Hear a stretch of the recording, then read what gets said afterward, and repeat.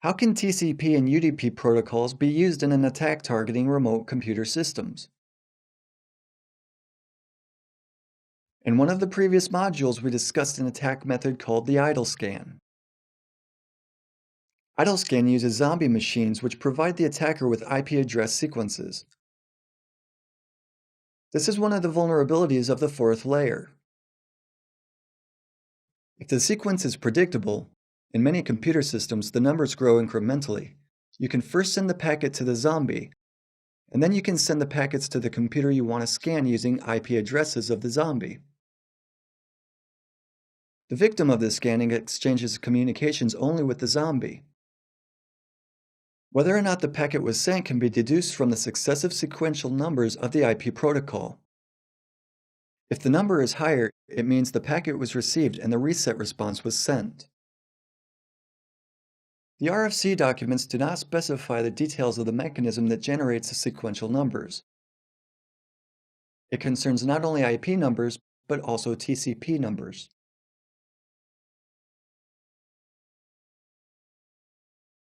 Some years ago, a very popular type of attack consisted of terminating a TCP session.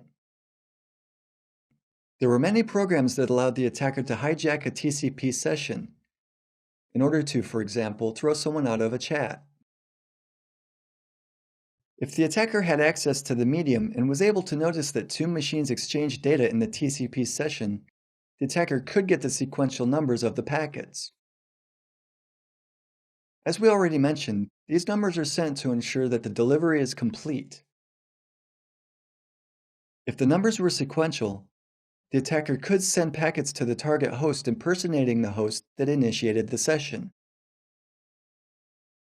The attacker could send, for example, the reset packet.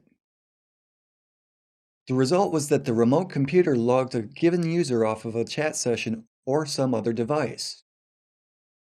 This problem was solved a long time ago. None of the modern operating systems use easily predictable sequential numbers. There are still many mechanisms used to generate those numbers. Some are better, some are worse. The main threat connected with the fourth layer of the OSI model comes from the possibility to collect information about the configuration of the remote hosts and services running on them.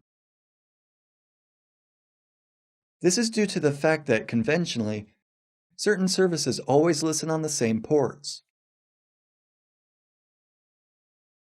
By learning which ports are open, you get to know which services are running on a remote host. In a minute, you'll see a demonstration on how you can use this information. What can you do to get protected against threats connected with protocols of the third layer of the OSI model?